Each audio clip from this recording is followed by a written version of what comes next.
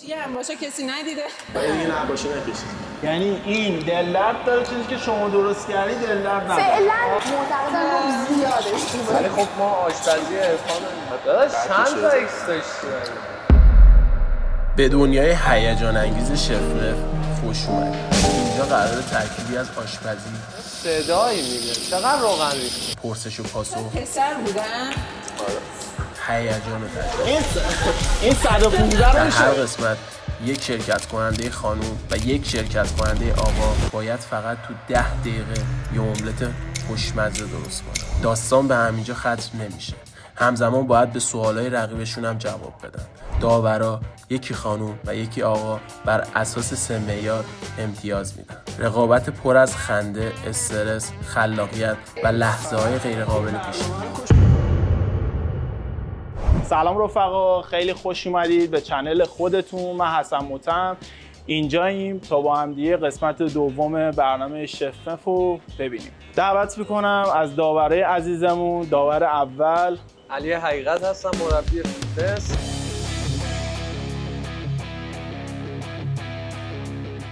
ساله بچه‌ها تو اپیزود قبلی سنشون هم بود. داور اول مثلا. داور دوم حدیث هستم، شرکت کننده قسمت قبلی.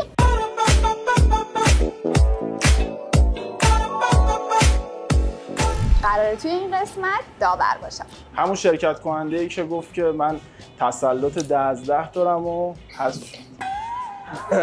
خب دعوت میکنم از شرکت کننده اول این مسابقه خانم فاطمه هستم. خوشحالم. سلام به بچه‌های گل، دوستای باحال و دوست داشتنی خودم. من فاطمه ام، فیتنس کارم.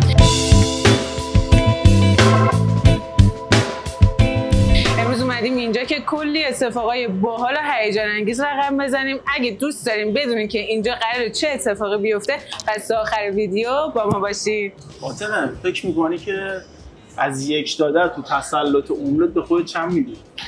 راستش به خودم از 10 فکر کنم 1 یا 2 بده. یعنی الان شکست نفسی کردی که حذف بشی یه موقع کسی چیزی نگه. ای بگی نگی. دعوت میکنم از شرکت کننده دوم. سلام، عرفانم، 25 سالمه، دایرکتورم. دایرکتور یعنی چی؟ کار تولید محتوا انجام میدم، عکاسی، ویدیو. نفر اولی که اینجا میخواد واسم املت درست کنه خانم من فاطمه. تشریفیه. این پیشبند خدمت شما. خب الان نوبت فاطمه است که واسم یه املت درست بکنه با سوالای چالش برانگیز.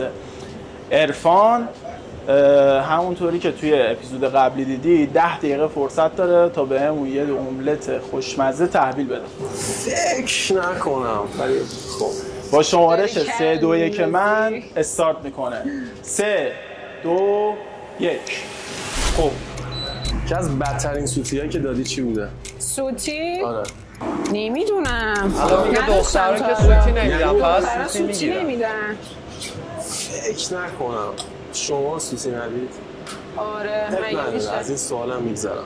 چی گفتی شما؟ میگم این همه روغن میخوای بکشیشون؟ مثلا روغنم داغ شه. نسکار نیستی. این چرا خودم که نمیخوام بخورم. املت رژیمی عجب آدمی. خودم که نمیخوام بخورم. عجب حواست باشه. داور فیتنسکار خوده. خب این الان امتیاز منفی داره؟ خوشمزدگیش به روغنشه. حالا بذارید درست کنه ببین چی میشه. اگه $1,000,000 برندشی باشه چیکار می‌کنی؟ من $1,000,000. آره. خب اول از همه املت یاد گرفتن یاد میگم. نه من املت درست. یه من یه بیزینس دقیقه برم بغل خفن داور رو بشینم. میندازم. از اونجایی که خیلی دوست دارم که یه کافه یا رستوران داشته باشم، یه کافه رستوران میزنم، شعبه هاشو زیاد میکنم. آره و اگه بگیره تو کل دنیا. کل دنیا. آره اگه نگرفت چی؟ همشو جمع میگیره، مطمئن باش. حالا ما املت شما رو بخوریم، اگر امتیاز گرفتیم برای این کار اقدام. حتما که امتیاز میگیرم. البته من که خودم گفتم به خودم 2 نمره میدم. چه صدایی میده، چقدر روغن ریخته. سوختم. من این کمکت بکنم. ارفان بیا عقب. این 115 رو میشه بگیری؟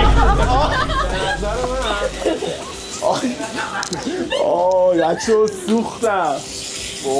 من میگم املت رو نمیخوایی.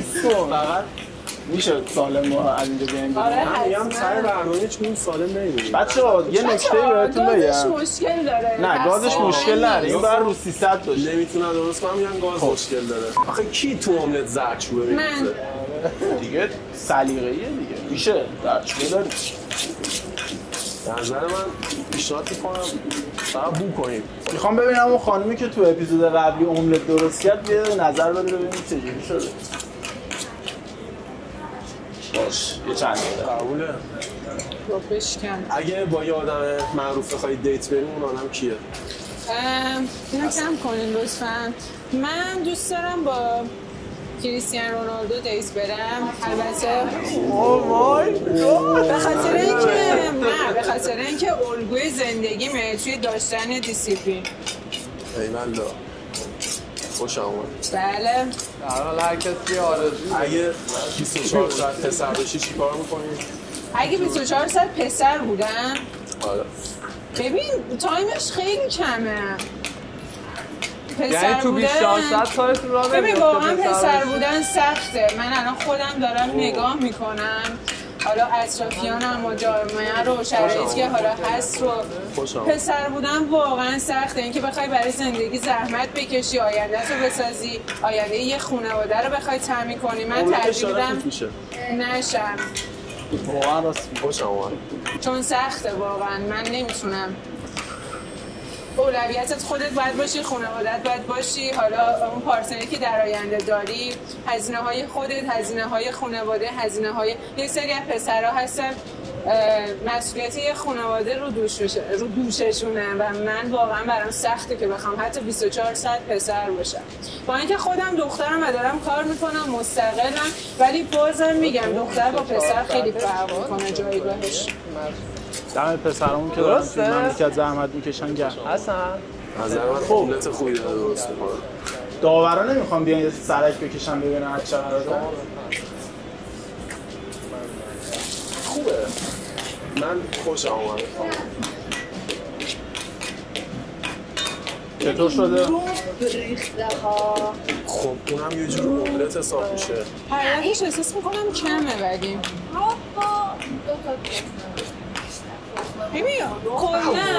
ما کلن 2 سبک املت داریم. از اونجایی که حالا من خانواده‌تن افرودیتیانم شف هستم، میدونم که یه سبک املت رستورانیه و یه سبکش قهوه خانه‌ایه. اونی که رستورانیه توش پیاز داره، گوجه داره، رب داره، حالا ادویه‌هاش متفاوته، ولی حالا املت قهوه خانه‌ای اون چیزی که من دارم الان درست میکنم کلاً رب و تخم مرغ و ادویه است.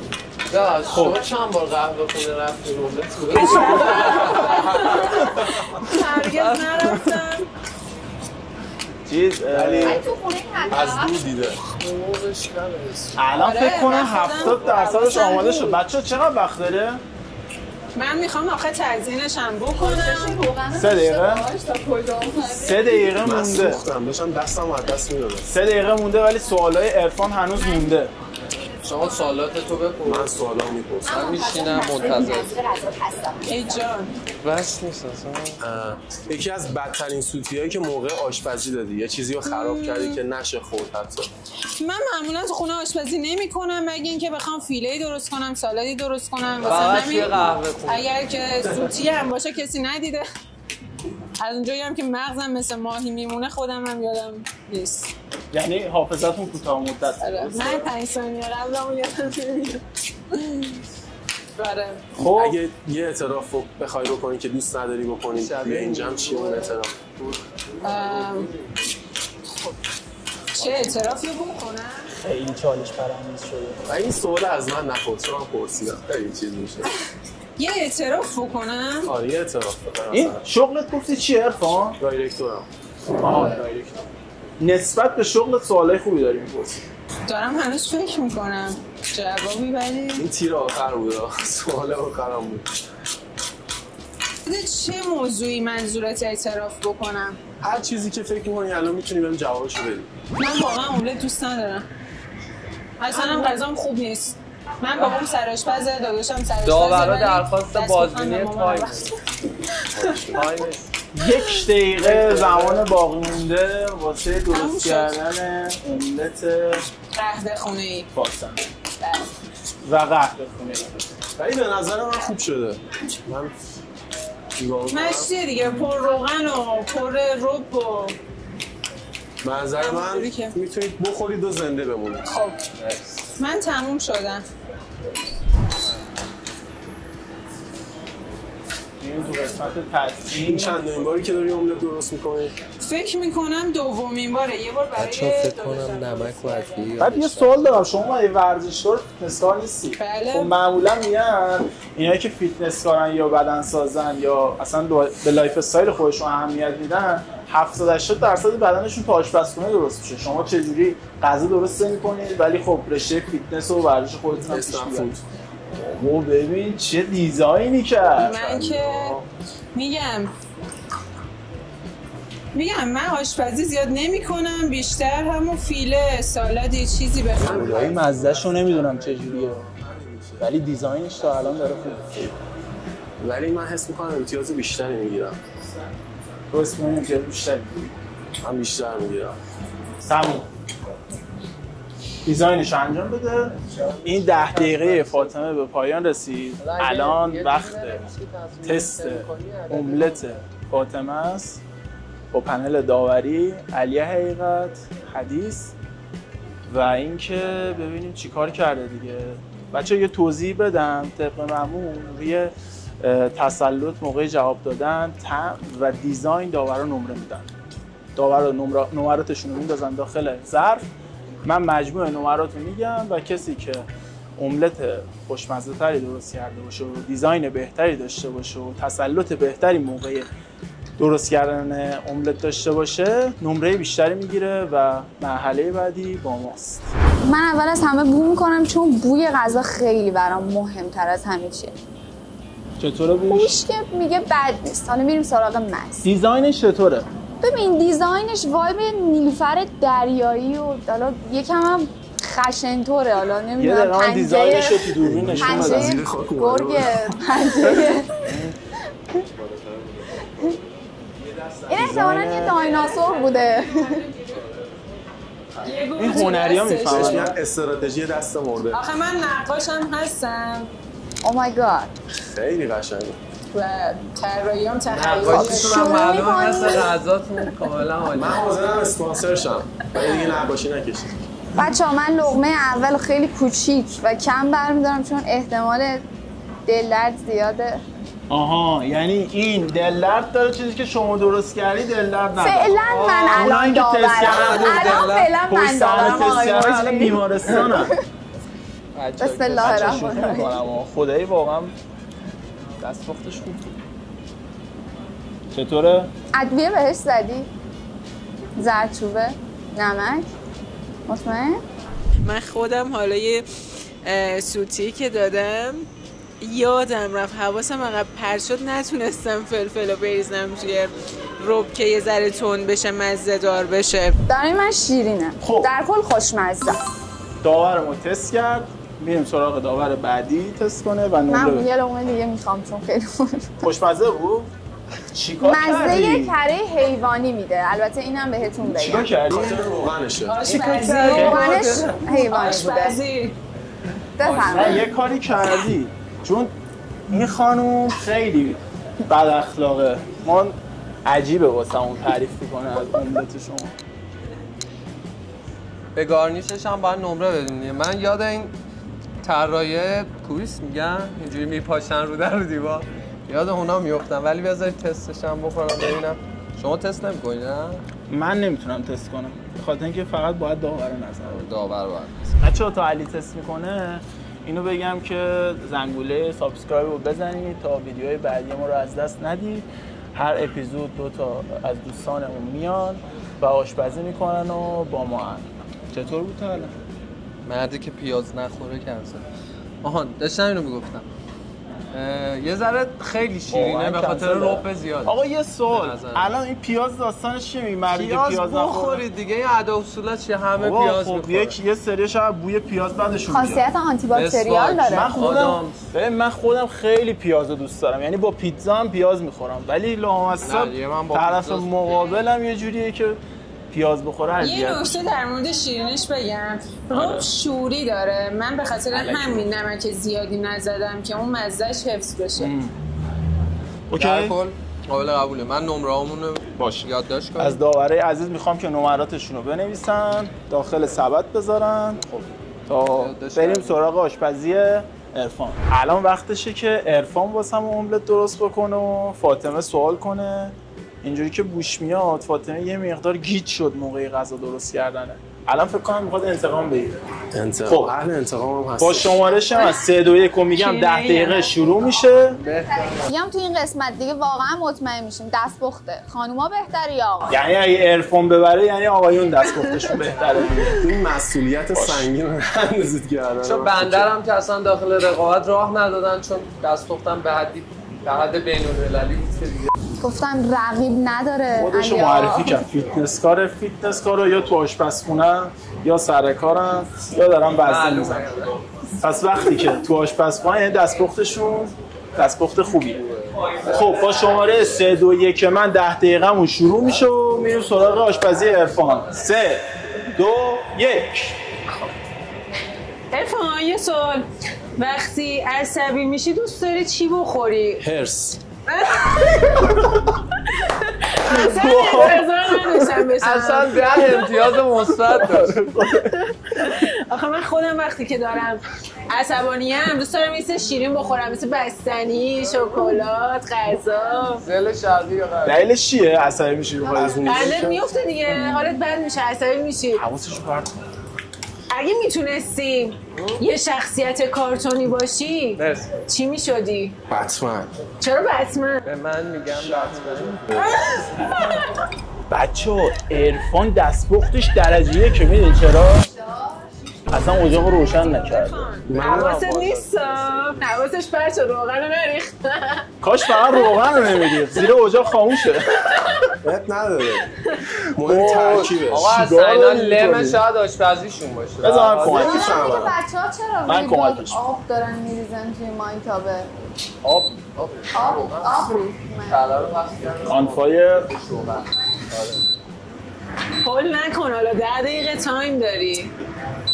ای خب حال میده قدرش خوشمزه‌تر در بیاد. برید.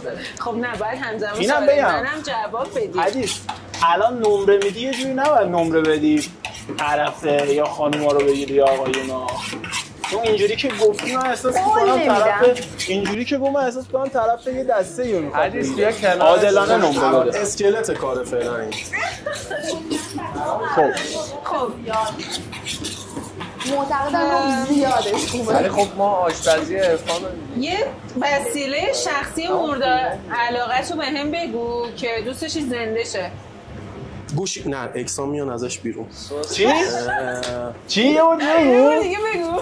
اکسام میان ازش خواستم بگم گوشیم، بعد دیدم اکسام ازش میان بیرون. بعد داداش چند تا اکس داشتی مگه؟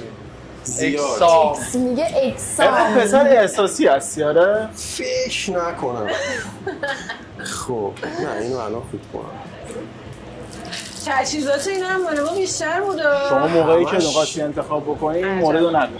همش گوشته. همش گوشته.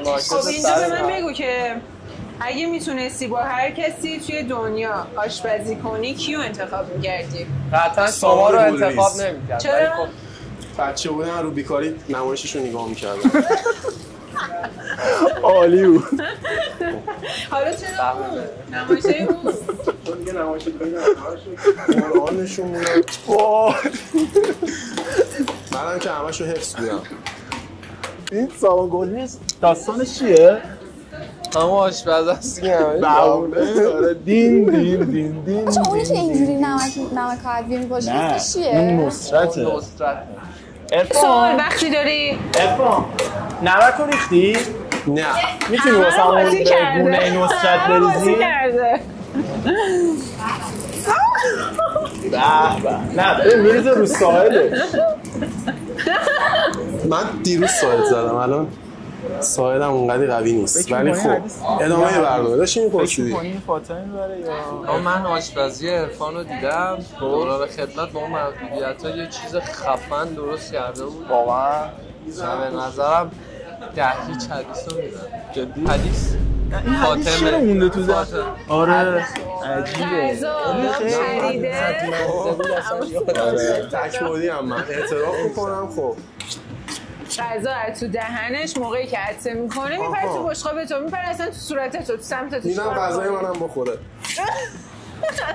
تو دیت اول با لیوان دهنی طرف مقابل آب میخوری. اگه فقط یه لیوان روی میز باشه، اگه خیلی تشنم باشه آره. خانم فاطمه خب اینو باید مشخص کنی طرف مقابل کی باشه. خب اصلا مهم نیست، تشنم باشه میخورم. اگه مریض باشه چی؟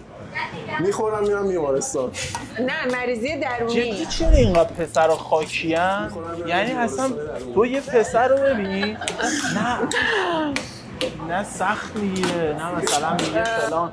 محیط دیدی تو اپیزود قبلی محیط میگفت من تو کار ساختمونم، اصلا کارش یه چیزیه، بعد یه املت درست کرد، بچه‌های پشت صحنه داشتن کیف می‌کردن. پیتزا درست کردم فقط خودم تونستم بخورم. امیدوارم املت تو ما بتونیم بخوریم. اون خیلی دیگه سخت بود، اون پیتزا بود. بچه‌ها خفن شد. فکر نکنه مزه شد. من دیزاینش رو یه ذره کمک می‌کنم، چون دیزاینش رو خدایی خوب چیده بود.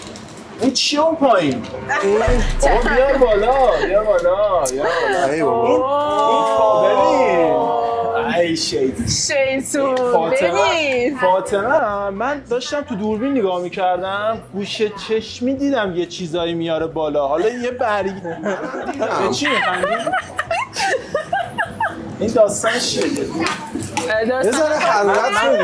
من قطعا نکردم. اینجوری یه دونه بریه میآوردی بالا، اینجوری می‌کردی. یه ذره حرارت میدی؟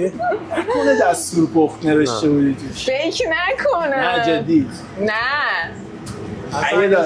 نبوده. یه ذره حرارت به کار میدی. چرا آدم شفن همه دستور پخت چیه؟ خب 3 دقیقه زمان مونده واسه خدا رو شکر املت.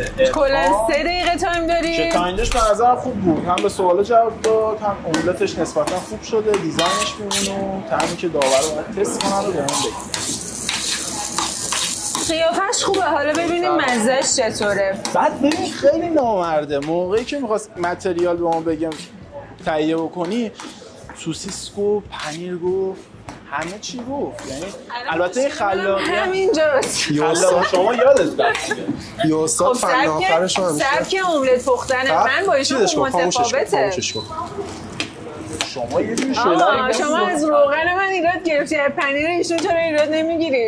من چیزی نمیگم، داور رو باید املت با پنیر رو تا حالا امتحان نکردم. خب چقدر وقت داریم بچه‌ها؟ سوالاتون تموم شد؟ من آره دیگه. اینو خاموشش کن. املتش هم تموم شد دیگه، باید بری دیزاین کنه. خب چون این اپیزود واقعا نمیشه میگم قبل از اینکه 10 دقیقه به اتمام برسه اینا املتشون آماده کرده بودن، دیزاینشون هم آماده کرده بودن، خیلی زودتر املتشون آماده شد. حالا تا اینجای کار بگید عرفان یا فاطمه توجه داشته باشین که از متریال آموزش رو گوجه خوب نکردن، پیاز خوب نکردن، فلفل خوب نکردن، همه چی آماده بوده. در تایید آشپزی خودشون دارن این حرفا رو میزنن. آقا یه چی بگم، من نظر نمیدم واقعا، ولی این الان دوربینو میاره واقعا خیلی شلخته کار کرده. من تمیز بودم. آره این موردش من طرف کسی رو نمیگیرم، ولی یه مقدار چیز، ولی خب احساس می‌کنم طعمش خوب شده. شاید هم جزء پلنش بوده که جمع و جور بکنه. حالا باز خب همین املت رو میرید ولنجک بهتون میدن 1,000,000 تومان. خورشیدی چیدم ها. فقط این برنامه رو کاش مامانم نبینه دیگه، واسم غذا درست نمیکنه. چجوری بود؟ بچه‌ها تو عرفان داره آماده میکنه، یادتون نره زنگوله رو بزنید، ما رو چنل منو سابسکرایب کنید تا از اپیزودهای بعدی جا نمونید و بتونید با ما باشید. خب این از این وایسا یه ذرم چی داریم اینجا؟ به به. خب الان وقتشه که عرفان غذا رو ببره پیش داورا نظر خودشونو بگن و نمرهشونو بدن و ببینیم برنده این مسابقه این چالش پرهیجان ما کی آدم رفت بزنم. ات نداره. همش گوجه است. یه نون میدی؟ چه کرده؟ فلفل پرملات زده ها. قبول داری پسرها خیلی سلیقه‌شون بهتر شده نسبت به قبل؟ الان وقتشه که حدیث املت عرفان رو تست کن و بهش نمره بده. اول بوم زمختی تخم مرغو که نمیده. ببینیم مزه‌اش چطوریه. به قیافش میخوره خیلی تند باشه چون سرشار از فلفله. از بوش متوجه شدی؟ بد نیست. از بغل دیزاین رد شده. بذار دیزاین عرفان هم نشون بدم. بالاخره به عنوان یه پسر به نظر من خوبه. دیزاین خورشیدیه. به گفته آقای سرآشپز دیزاین خورشیدیه. از منظومه شمسی اومده. قاشق نمیدین به ما؟ نه. این ببین این مال عرفانه باید اینطوری. آفرین. اینطوری باید ملاس بزنیم. نیستشون. یه داور مسابقه نیست.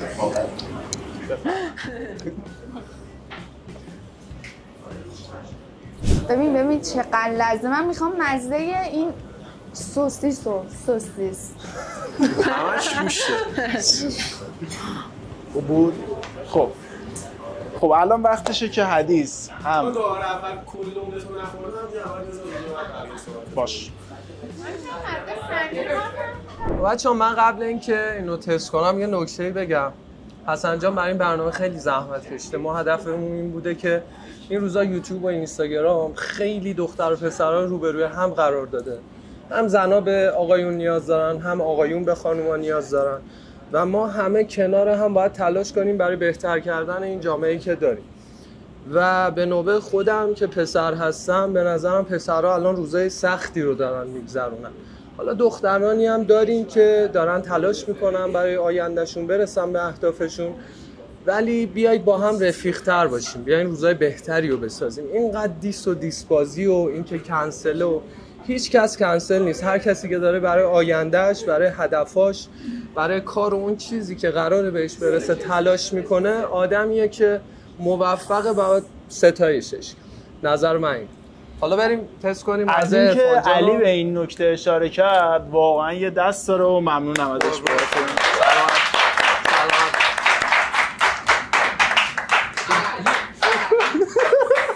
دستش کنیم. تخم مرغ اصلا نزدی؟ نه یه دونه تخم مرغ جا مونده. به نظر من خوبه ولی شیرینه. به خاطر روب بشه. به خاطر روب بشه. ولی من پسندیدم. حالا امتیاز رو کاغذ. مرسی. ممنونم از دو شرکت کننده و داوره عزیز. نه اونو نبرید، ما اینو می‌خواستیم. باشه. یعنی اینقدر خوشمزه بوده میخواد بمونه. خب الان وقتشه که داوره عزیز آرای خودشون رو داخل این ظرف برای ما هم بسن آقای محترم شما اینجا تنها داور نیستی. چقدر شیکموید شما. بچه ها پشتنگی میخوان مهمونای عزیزی لقمه واقعا باید غذا برسه. الان داورا نتایج خودشون رو کاغذ بنویسن، اگه به اون املت رحم کنن. من فعلا کار مهمتر از نمره دادن نتیجه آرا رو بگیم و مجموع کلیشو در نظر بگیم. دوستان تا داوران نمره خودشون رو میدن ممنون که ما رو دنبال میکنید و چنل منو سابسکرایب میکنید. ممنون میشم ازتون که اون زنگوله رو بزنید و ویدیوی بعدی با ما همراه باشید. ما این اپیزود رو قصد داریم توی 10 قسمت اجرا بکنیم. تا اینجای کار نظرتون چیه؟ و ممنون میشم که کامنتی چیزی دارید واسم بنویسید. پاسخگوی تمامی کامنتاتون هستم. خب وقتشه که نتیجه رأی داورا رو ببینیم. این اولیش این سری میخوام توی دوربین نشون بدم.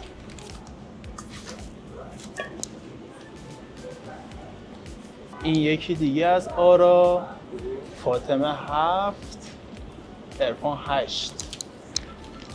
یعنی با اختلاف یه رأی عرفان برنده این چالش شد. این داوری که اینجا نشسته بود حدیث این سری میگفت از این اپیزود مشخص میشه که دستپخت خانم بهتره یا آقایون. فاطمه خیلی خوب بود، گارنیشش خوب بود. البته من این آیتم ها رو نشون بدم. ببینید گارنیش، میزان پخت، ادویه، اینا رو داور در نظر گرفتم. این برام نشون بدم. و عرفان با اختلاف یه دونه نمره بیشتر وارد مرحله بعدی میشه و مثل مویی تو مرحله بعدی با ماست. اینجاست که میتونیم بگیم دستپخت پسرها تا اینجای کار از دستپخت دختر بهتر بود. خب عرفان جان، برنامه چطور بود؟ نظرت چیه راجع به برنامه؟ ببین خیلی ایده‌شو دوست داشتم، یعنی فکر نمی‌کردم اینجوری در بیاد. یعنی وقتی که دیدم برنامه اینجوری داره پیش میره اصلا خیلی خوشحال شدم. من همه چی رو تو ذهنم چیده بودم، میدونستم که میبرم چون تو ذهنم چیده بودم. اگه یه درصد نمیبردی چی؟ نه، ذهنیت برنده همیشه برنده است. او مای گاد. خیلی ممنون از حضورت توی برنامه. مرسی، ممنون، خوشحال شدم. ان شاءالله بعداً می‌بینیمت. خدا نگهدار. خب فاطمه، برنامه چطور بود؟ نظرت چی بود در کل؟ به نظرم مسابقه خیلی باحال و هیجان انگیزی بود و اولین باری بود که این سبک مسابقه رو من میبینم. خیلی هیجان انگیز بود برای خودم، چون فکر میکردم که من خودم آدمیم که چند بعدیم، ولی اون موقعی که داری آشپزی میکنی واقعا نمیتونی تمرکز کنی و بخوای جواب سوالا رو بدی یا حتی. و در کل خیلی هیجان انگیز بود برام. یه تجربه خیلی قشنگ بود برام. دوست داشتم، کنار بچه‌ها بودم و عالی بود همیشه. خب خیلی هم عالی، ممنون از حضورت توی برنامه.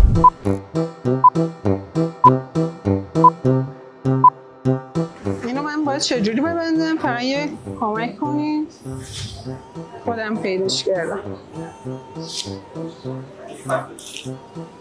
باریکلا. ای وای. چی شد؟ هیچی.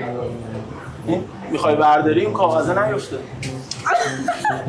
کدوم کاغذ؟ چی بود اون کاغذه؟ کدوم کاغذ؟ بذارید من کاغذ چی؟ یعنی شما نباید چرا خوبه؟ خب زهرا چطور بود برنامه؟ فاطمه. فاطمه. قسمت سوم عرفان رو با ما می‌بینید. خوشدار جای من این برای سوال میتونم جواب بدم. یا اینه کمش کن. بچه بوی روغن سوخته میاد.